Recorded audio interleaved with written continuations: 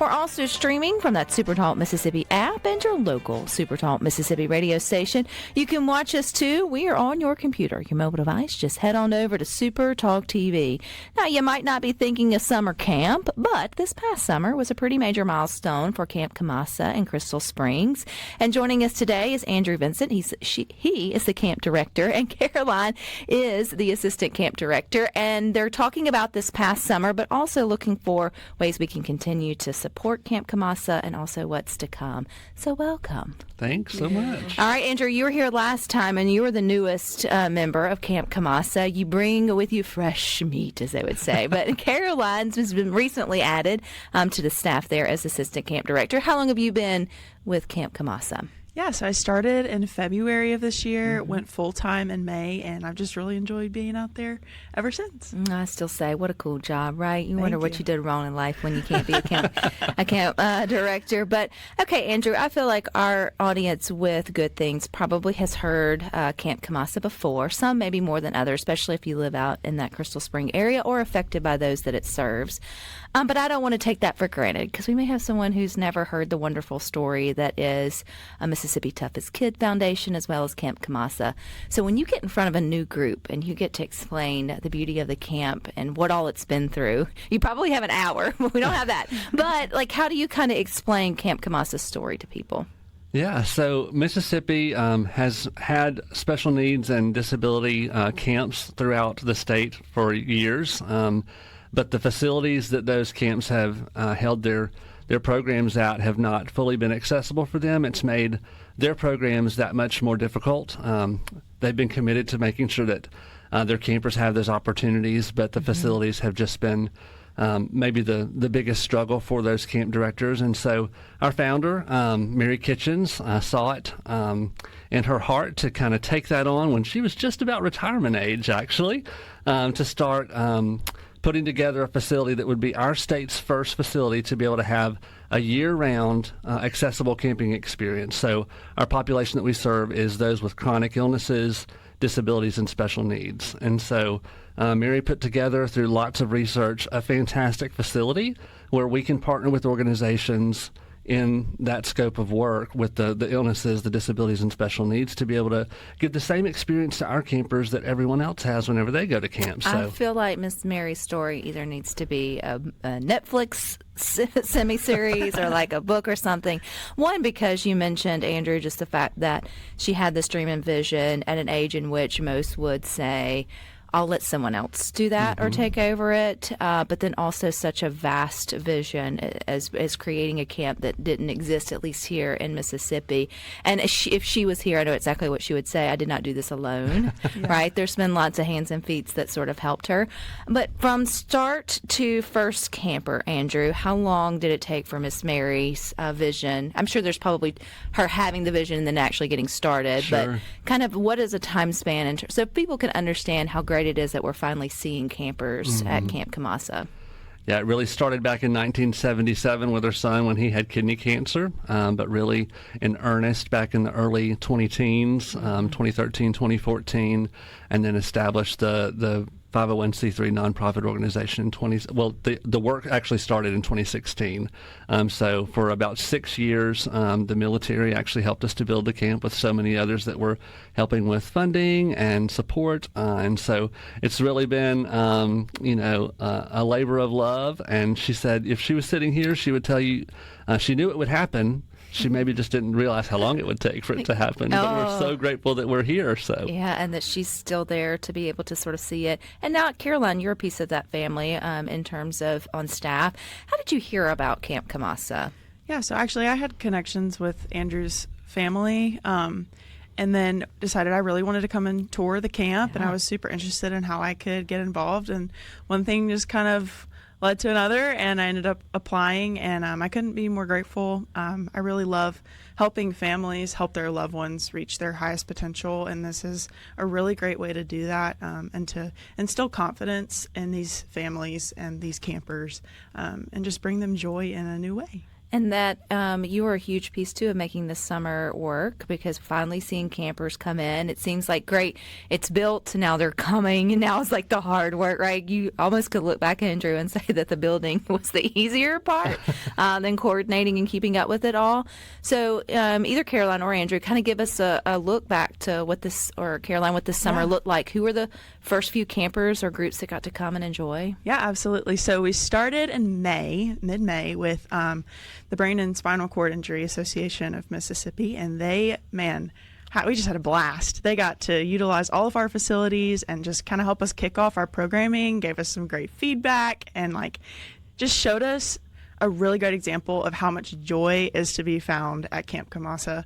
And then we had a wonderful summer, lots of programming. We had campers come independent of their families, and then had the privilege of hosting some family camps through Johnny and Friends and some other organizations. And it was just awesome to watch children and adults say, man, I've never gotten to do this before. So we had people in canoes that had never gotten the chance to do that, and on pontoon boats in their power chairs. And we just had an absolute blast. Lots of fishing, lots of crafts, lots of woodworking, and just really seeking to adapt everything from the utensils we were using in the dining hall to what types of programming we're providing. But again, one thing we really emphasize is if something can't be adapted for everyone, then we don't really want to have it at Kamassa. So it's been a really, really fun puzzle to put all those things together for our campers. I think one of my favorite stories, Andrew, that I've heard as we've shared Camp Kamassa is how important the pool's design was. It's one thing that has always stuck with me. Yeah. I mean, you may have seen, and even traveling, there may be some where you put the person in and then be able to lower them down, but you guys went a step further, just to add in that slope. Or how do you describe the pool there that allows just anyone to use it? So the pool that we have has a 0 entry ramp into it. So a lot of times you may go to your local pool, and there may be a Hoyer lift that allows people to get in and out. Allows people to get in and out. But much of the time, to be honest, they're broken, or you don't have the things that you need to be able to do that. And so really, to be able to have waterproof PVC chairs, wheelchairs, to where you transfer the camper into that. One transfer, and then you back them into the pool, and once they start to float, you just stay with them or get them on a floaty, and they're off. Just makes things so much more simple.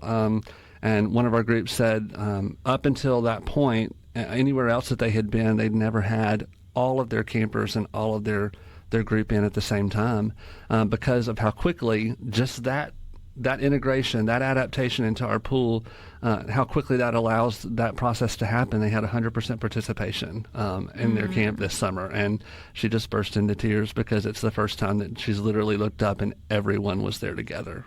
And I think as we, listen to good things, if you've been to camp or you've had your kids be able to be part of it, the joy, I think that the word that you use, Caroline, just warms your heart when you recognize, well, now these people, and it is campers, it's going to be primarily children, but this also opens it up for older adults as well to come and enjoy the camp. Talking about the puzzle piece, though, Caroline, and I was always wondered that with Camp Kamassa. Most camps that you would send your kids to, whatever it may be, the campers come in week in and week out and pretty much get the same experience, right? So does the group get to come to Camp Kamassa and say, almost like a la carte, and say, I want these experiences for our campers, and kind of, so each week is a different camp experience based on the campers who are coming and their needs? That was a word salad, but Absolutely. So the way that we really want to do things is we work on a partnership basis. So it's Camp Kamassa and the organization. And like Andrew mentioned earlier, a lot of these camps have been well established and just been using other facilities that weren't as well suited to their needs as Kamassa is. And so we don't want to take away from the traditions and the programming and the beautiful experiences that they have already had and want to continue. And so Andrew and I sit down and partner with them, and we say, hey, what does Camp Rainbow look like at camp? Or what does Johnny and Friends look like at Family Retreat? And how can we partner with you in making that happen in this space? And then here's some things we have to offer that maybe you haven't had access to before, and what would you like to integrate? So everything from the way we do the meal, whether it's line service where everybody walks through individually, or family style where people are served at the table, or just what crafts they want to do, what they want us to help with, and where they want us to kind of be hands off. We're just ready to jump in what ways they need, and we're really grateful for that. You have to have a very empathetic staff, Andrew, because most would be like, I don't want to do it different from time in to time out, but it sounds like every everybody involved with Camp Kamassa is looking to make it the best possible experience for the camper. And like we mentioned, the work's never done there, so there's plenty of ways for us to still get involved, and we've got a really fun one for you if you're in the area coming up next here on Good Things FM. Also streaming from that SuperTalk Mississippi app and your local SuperTalk Mississippi radio station. You can watch us too. We are on that computer, mobile device. Just head on over to SuperTalk TV. We're continuing our conversation with Andrew. He is camp director, and Caroline, she's assistant camp director of Camp Kamassa out in Crystal Springs. They had their first summer with campers there, but they're looking forward to the next summer season. But also too, on the text line, Bubba from Meridian texting Caroline and said, ask them about the creek accessible wheelchair. And you said, yes, it's my favorite. So I love that. It's the idea that you guys make everything accessible for your campers there at Camp Kamassa. And I would assume the beauty of splashing in a creek and having that kind of fun isn't always easy for everyone depending on their level of ability. So how have we made creek, I guess, enjoyment for everybody? Yeah. So one of the non-negotiables when the Kitchens family was finding this land and our foundation was finding the land is that there had to be a creek. And then it was, okay, how do we let everybody experience that creek? So we have been very privileged to partner with Luke 5 Adventures and their local Ridgeland chapter. They have a device called the Rosie, which is like a one-wheel chair of sorts that you can transfer any participant into, and then a person guides on the back, a person guides on the front, and we can take our campers on all-terrain hikes. And so they, are allowing campers that cannot hike themselves to have the experience of directing a hike that they are participating in fully. So we take them down to the creek a lot, to our Latimer branch, and we set them in the water. And we had one girl this summer who said, holy cow, I'm literally sitting in a creek right now. And it was just the joy of her week. So it's just been a blessing to partner with them. Oh, you brought back so many memories for so many of us who grew up in Mississippi. Maybe it wasn't at, camp that you experienced a creek, but gosh, that's back in our day, right, Andrew? That's what you would do on a it's the simple things. It is the simple things. As she mentioned the land, I don't know if we've mentioned where Camp Kamassa is, other than Crystal Springs, Andrew, and why just the finding of the land and the expanding property is such a big deal for Camp Kamassa.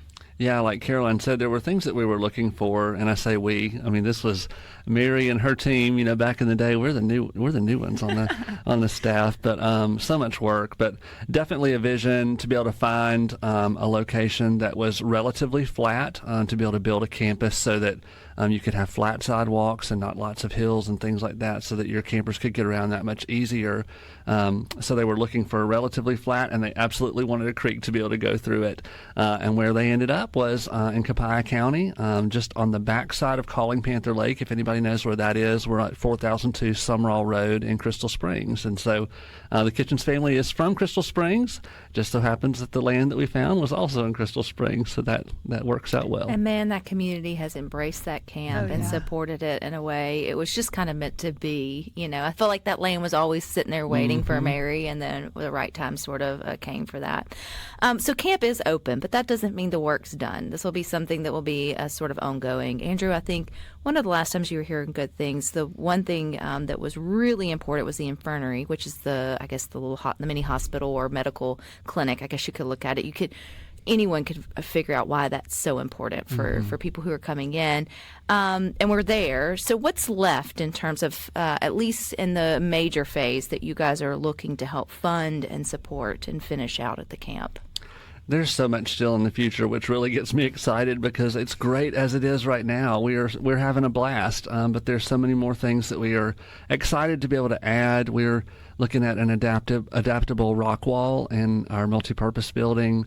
We have our administrative building that we're also working on. So our offices are currently tucked in a cabin, which is not the best thing because we're taking away space from some of our campers. And so we are raising funds to be able to build that building and facility, as well as some other fun things like an equestrian center, a wheelchair accessible ropes course. We have our agritourism area out front. So there's just a lot of fun things that are still in the future. And so we are still talking to people about ways that they can get involved with that, as well as ways that they can get involved with what's currently at Camp Kamassa. And one of the cool things is just supporting the events that you guys put on. That's a real easy way to get out, know your community, take part in some fun things, and then you're inadvertently giving back. And I think that's one of the most simple ways, too, to start to understand the story better. And so y'all have a fall festival that's coming up November the 8th, Caroline. So tell me about this. Yeah, so November 8th from 5 to 7:30, we're having a fall festival open to the public out at Camp Kamassa.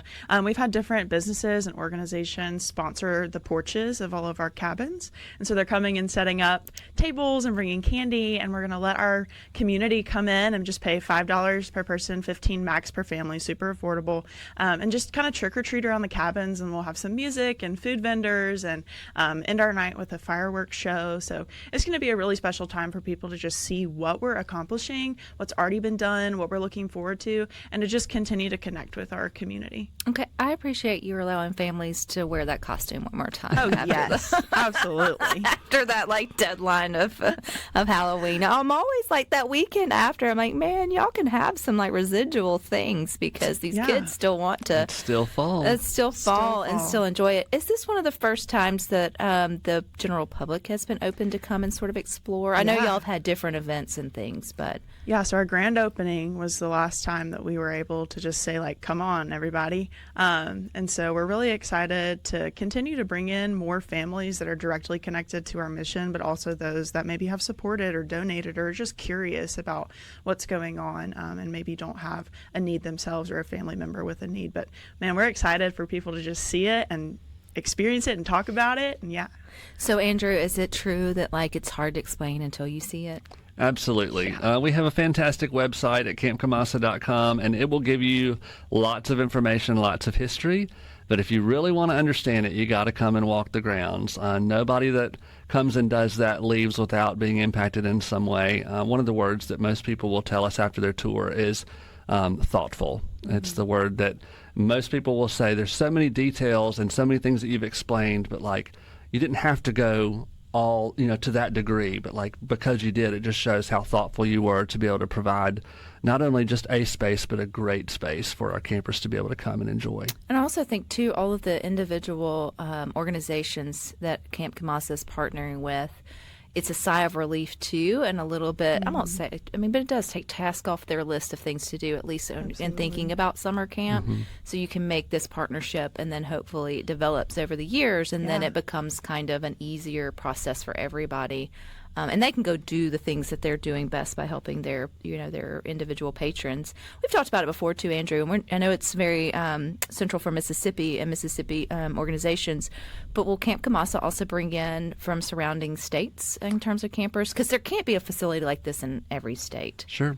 There are a lot of facilities around the country that we have patterned ourselves after, and actually many of our neighboring states do have facilities like this. It's just the first of its kind for Mississippi. Yeah. And yes, as we have raised the funds through the years, we have definitely promoted this to serve all counties of Mississippi.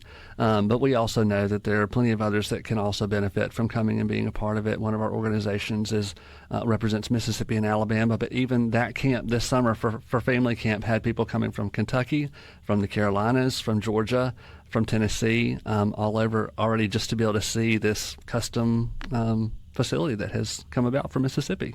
Caroline, what's it like going to camp every day for work? Oh my goodness, it's a blast. You never really know what you're going to get into that day.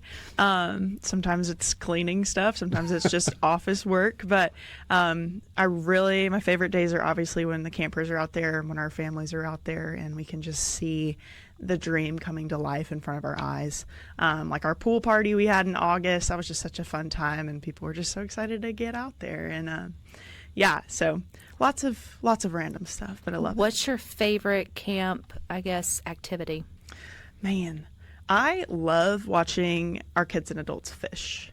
I Really? love watching them just pull in all kinds of stuff, and then they're just ecstatic. We had a kid a few weeks ago who came and he said, I'm going to start fishing with my dad now because I'm a professional.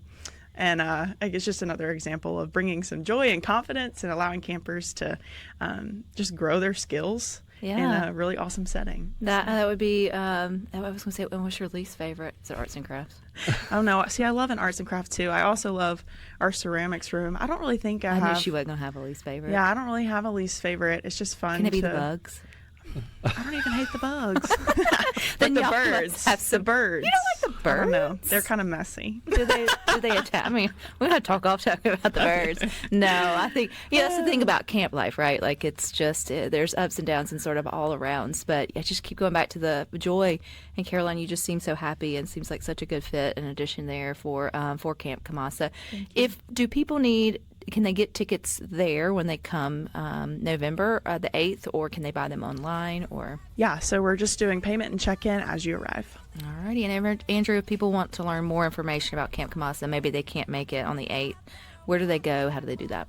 They can visit us online, like I mentioned. CampKamassa.com is a great resource, all kinds of information for them to learn more about the diagnoses that we have programming for, and a lot about our history as well. Alrighty, always a pleasure having you guys in here. Thank you for your time. Yeah, thank you. All right, stick with us. We got more for you up next.